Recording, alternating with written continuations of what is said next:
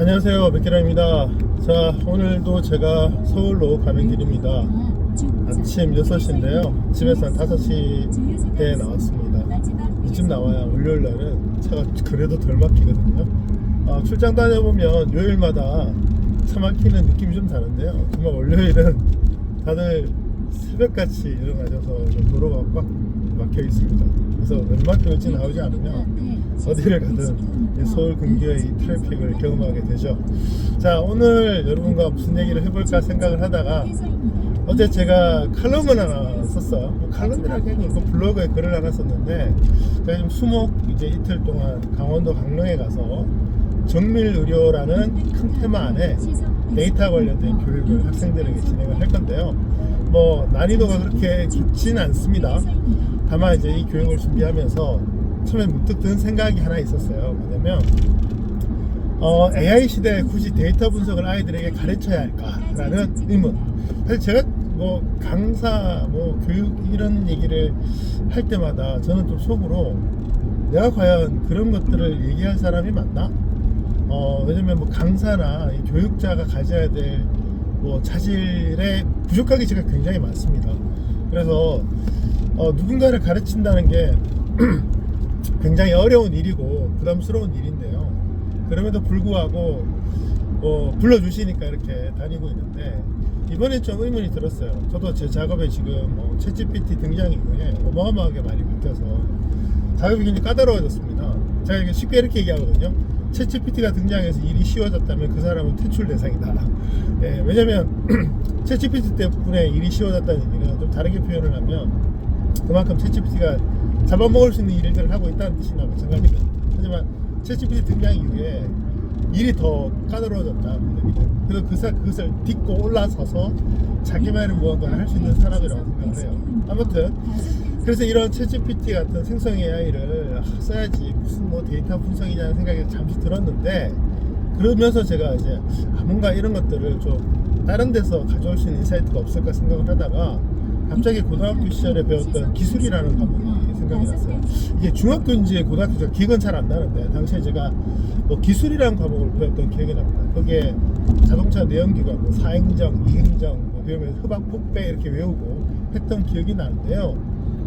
지금 돌아보면 우리가 사실 가장 대중적이고 기본적인 교육은 그런 자동차의 원리 교육이 아니라 사실 운전 교육이고, 그런 점에서 아이들에게 운전을 가르쳤어야 되지 않나라는 생각을 해볼 수도 있잖아요.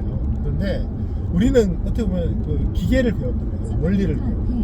그런데 수십 년 지나 보니까 지금 운전은 사라지고 있고 전기 자동차 같은 자동차가 뜨고 하이브리드가 뜨고 있는 거죠. 자, 이것을 어떻게 볼 수 있냐면, 결과적으로는 그때 배웠던 내용이, 그런 방식이 실은 바람직했던 겁니다. 만약 그때 운전을 배웠다면 이제 그 과목에서 그 운전이라는 분야가 곧 사라지겠죠. 근데 내연기관을 가르치진 않겠지만, 그 내용이 줄겠지만, 전기차 내용이 들어가겠지만, 그래도 자동차의 원리에 대해서는 여전히 유효하다는 거죠. 그때 배웠던 개념 덕분에 자동차라는 어떤 그 물건을 바라볼 때 이게 어떻게 움직이는지 대충 알게 되고, 또 그 원리를 배웠기 때문에 대충 설명을 누가 했을 때, 정비사분이 했을 때 알아듣게 되는 거예요. 그 점에서 어쩌면 인공지능 시대에, 특히 생성 AI 시대에 뭔 데이터 분석을 시각화를 내가 해야 돼 라고 하겠지만, 그래도 데이터에 대한 기본적인 개념을 갖고 있는 사람과 아닌 사람은 생성 AI를 대비하는 수준이 달라질 거라고 생각을 해요. 지금 제가 느끼는 생성 AI 교육의 대부분은 한마디로 프롬프트 엔지니어링입니다. 뭐 이걸 엔지니어링이라고 붙여서 엔지니어링 이걸 거창하게 생각하는 분들 많아요. 물론 그걸 아주 잘 써서 뭐 기가 막힌 제품을 만드는 분이 없지 않아 있습니다만, 그렇다고 해서 그게 영원할 것 같지는 않습니다. 왜냐면 궁극적으로 인간과 대화하기 위해서 만든 방식이기 때문에 인간과 대화를 시작을 하면 그런 엔지니어링은 필요가 없게 되는 거죠. 그 점에서 볼 때 우리가 정말 배워야 되는 건 어쩌면 인공지능의 기본적인 데이터에 대한 개념이나 알고리즘이 아닐까 생각을 합니다. 구닥다리 같아도 내가 다루고 있는 어떤 물체의 기본적인 어떤 원리, 개념을 알아둔다면 나중에 우리가 이제 뭐 대학교를 가거나 사회에서 더 많은 공부를 해야 할 때 좀 더 세밀한 접근을 가능할 수 있지 않을까 생각을 해요. 그리고 이런 문제도 있어요. 지금 데이터나 알고리즘 교육이 사실 좀 어렵습니다. 안에 코딩도 좀 들어가는 것 같고 이제 좀 딱딱하죠. 특히 뭐 이런 말씀 죄송한데 아쉽게도 그 문과 계열, 저희는 문이과로 나눴으니까 문과 계열 분들이 좀 어려워하세요. 근데 저는 이 코딩 영역은 사실 초급 중급까지는 오히려 이과보다는 문과 영역이 더 많다고 생각을 하거든요. 언어잖아요, 논리. 그래서 이게 어떻게 왜 이런 문제가 생겼을까 생각을 해보면 이 학창 시절에 10대 때 이미 이건 내 영역이 아니야라는 강한 벽을 쳐버린 거예요. 그런 점에서 볼 때 뭐 우리가 수학이라도 좀 깊이 들어가면 그때 재밌어서 한 게 아니잖아요. 필요성 몰랐잖아요. 근데 배우고 나니까 사회에 나와서 좀 더 깊은 수학을 다룰 수가 있는데 그게 한번 안 되면 엑셀조차도 다루기 힘들어져요. 그래서 이런 점을 볼 때 정말 근본적으로 우리가 배워야 되는 여러 가지 교육 중에서 우리가 청소년 때는 아무래도 기본교육, 뭐 공통교육이라는 게 기본교육이잖아요. 그런 점에서 볼 때 우리가 생성AI를 가르칠 게 아니라면 그 가르치기 전에 데이터의 개념, 알고리즘의 개념 같은 것들을 먼저 가르쳐야 되는 게 아닌가라는 생각을 했던 거죠. 그런 점에서 요즘 우리나라의 교육이 과연 이런 부분에서 초점이 맞춰지는가는 한 번 더 검토를 해봐야 할 것 같습니다. 어쩌면 그래도 초등학교 때 배우는 그 코딩 교육은요, 그래도 원리에 좀 가까워요. 뭐 지금 그 수준이 방법이 제가 보기에 썩 좋지는 않습니다만 그래도 뭐 생성AI 사용법을 가르쳐야 되는 거 아니냐라고 한다면 차라리 코딩의 기본적인 개념을 가르친다는 점에서는 차라리 낫다라고 생각을 합니다. 앞으로 우리가 배우는 것도 순서가 있잖아요. 먼저 배워야 되고 또 언제 배우는가 중요하거든요. 그 점에서 볼 때 데이터와 알고리즘에 대한 개념을 좀 일찍 가르치면 어떨까라는 생각을 해봅니다. 제 주변에 강사님들 굉장히 많고요. 또 강의 잘하시는 분들 대부분은 인문계열, 또 조금 이제 나가면 경상계열 쪽 분들이 강의를 많이 하시고 잘하십니다. 말을 다루는 학문이어서 그런지 잘하시고 슬라이드 잘 만드시고요. 그런데 아쉬운 건 그분들 데이터 교육이나 코딩 교육 너무 힘들어하세요. 아니 안 하시더라고요. 근데 챗GPT 교육은 또 쉬워 하세요. 왜냐면 그 안에 뭐가 들어있어요? 네, 언어로 하거든요. 그 점에서 볼 때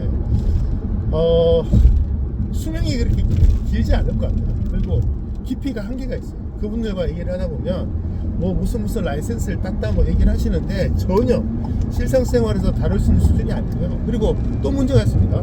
챗GPT 같은 걸로 결과를 만들어냈을 때 그 결과가 바람직한지 안 한지를 알 방법이 실은 별로 없어요. 왜냐면 기본적으로 본인 개념이 없거든요. 그냥 신기한 게 나왔다 정도지. 그런 점에서 볼 때 우리가 뭐라고 할까요? 그 데이터에 대한 기본 개념을 아는 분들이 여러분 생성AI를 썼을 때는 편리하죠. 하지만 어떤 데이터 분석이 얘가 실수를 할 수 있잖아요. 그리고 실제로 정반대되는 결과를 낼 때도 있거든요. 뭐 정반대라는 게 결과에 어떤 의미가 달라졌다기보다는 여러분 그래프 방향을 반대로 그렸는데 이게 반대인지 모르는 분들 같으면은 문제가 생겨버리고 그냥 그대로 쓸 수 있는 거죠. 그 점에서 볼 때 우리가 기본적으로 기본 개념을 알고 생성AI 같은 걸 다룰 때, 즉 자동차의 원리를 알고 운전을 할 때와 원리를 전혀 모르는 상태에서 운전을 하는 것은 유사시에 차이가 난다고 생각을 합니다. 뭐 차가 다니다 보면 많은 어떤 증세들을 보이게 오는데요. 그래도 원리를 좀 알면 이런 쪽에 문제가 있나라고 생각을 하고 한 번 정도 더 깊은 고민을 해볼 수가 있게 되는 거죠. 그런 점들을 생각해 보면 앞으로 아이들에게 데이터 교육과 알고리즘 교육을 꼭 시켜야 되지 않을까라는 생각을 해봅니다. 이 새벽에 강의한 날도 아닌데 이렇게 잠긴 목소리로 여러분들께 영상을 보여드려 죄송하지만 또 제가 이렇게 새벽에 운전하면서 대화하는 걸 또 워낙 즐기기 때문에 여러분께 담아드린 거기 때문에요. 오늘 데이터와 알고리즘 교육에 대한 순서, 시계에 대한 이야기를 잠시 담아봤습니다.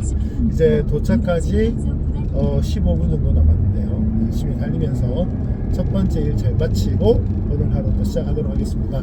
영상 보시는 여러분들도 오늘 하루 멋지게 시작하시면 좋겠습니다. 감사합니다.